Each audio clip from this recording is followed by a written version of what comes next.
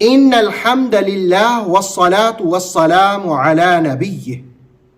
سورہ رحمان کی آیت نمبر 11 میں اللہ رب العالمین نے انسانوں کے لیے ایک زبردست نعمت کا تذکرہ فرمایا۔ ارشاد باری ہے فیہا فاکہۃ والنخل ذات الاکمام، اس میں طرح طرح کے عظیم پھل ہیں اور درخت ہیں شگوفوں والے۔ فاکہہ پھل کے لیے استعمال ہوا۔ راغب اصفہانی کہتے ہیں کہ فاکہہ ہر قسم کا پھل ہوتا ہے، جبکہ معارف القرآن کے حوالے سے تفسیر تبصرہ میں ہے کہ غذا لینے کے بعد تفریح کے لیے جو پھل کھایا جاتا ہے اسے فاکہہ کہا جاتا ہے۔ مثلاً دوپہر اور شام کے کھانوں میں سجائے جانے والے پھل فاکہہ کہلاتے ہیں۔ بعض مفسرین نے کھجور کو بھی فاکہہ کہا۔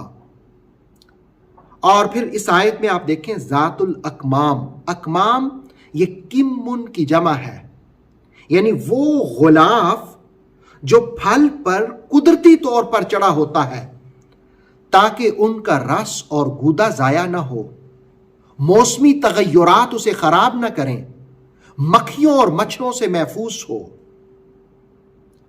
گویا خود فطرت نے پھل کو کتنی خوبصورتی کے ساتھ پیک کر دیا ہوتا ہے۔ اسی مقام پر مفسر قرآن علامہ سید ریاض حسین شاہ صاحب نے اپنی تفسیر تبصرہ میں مواہب الرحمن کے حوالے سے جو رقم کیا میں آپ کی خدمت میں پیش کرتا ہوں۔ کھجور کے درخت کے بارے اس صفت کا انتخاب اس لیے ہوا کہ شروع میں وہ ایک غلاف میں مبتلا ہوتا ہے، اس کے بعد وہ غلاف کو چیرتا ہے اور پرکشش انداز میں خوبصورت خوشہ باہر نکلتا ہے۔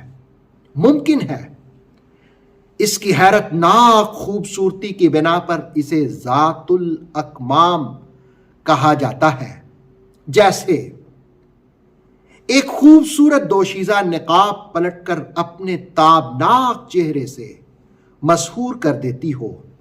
خوشہ نخل اپنی جاذبیت کے ساتھ روح میں اترتا ہے اور وہ منفعتیں جو خلاق فطرت نے اس کے غلاف میں رکھی ہیں وہ بھی بیان نعمت میں توجہ کی دعوت دیتی ہیں۔ کھجور کا غلاف شکم مادر کی طرح ہوتا ہے جو کھجور کے بچوں کو اپنے اندر پرورش کے مراحل سے گزارتا ہے۔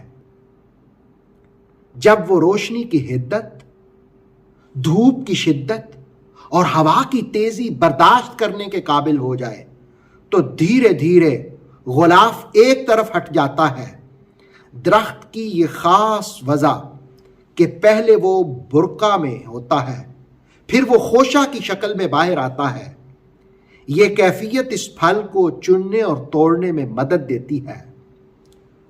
تفسیر تبصرہ میں مفسر قرآن قبلہ شاہ جی نے لکھا اللہ نے ثمرات کی بجائے فاکہات کو نعمت کی رو میں لا کر بیان کیا ہے۔ ویسے کسی پھل کا جنگل میں ہونا بھی نعمت ہے، لیکن جب وہ کھانے کے لیے فاقے بن کر میسر آئے تو احساس نعمت کی چوٹ محسوس کرواتا ہے۔ رب ذوالجلال نے دراصل اس آیہ مقدسہ میں اپنی نعمتوں کا ذکر کیا، پھلوں کا ذکر کیا اور کہا کہ اے حضرت انسان، تم اللہ کی پیدا کردہ نعمتوں میں پھلوں سے بھی لطف اندوز ہوتے ہو، تو پھلوں کے ذائقے کی طرح، پھلوں کی لطافت کی طرح ذرا مزے سے اس کی بندگی بھی کیا کرو، اس کی عبادت بھی کیا کرو۔ اللہ ہمیں اپنی بندگی اور عبادت کی توفیق عطا فرمائے اور نعمتوں پر شکر کی توفیق سے نواز دے۔ اوتھینٹک اسلامک نالج کے لیے نور وحی یوٹیوب چینل کو سبسکرائب کیجئے، بیل آئیکن کو بھی لازمی پریس کریں۔ نور وحی کے فیس بک پیج، ٹک ٹاک اور انسٹاگرام کو بھی فالو اور لائک کیجئے تاکہ ہماری ہر نئی آنے والی ویڈیو آپ تک بر وقت پہنچ سکے۔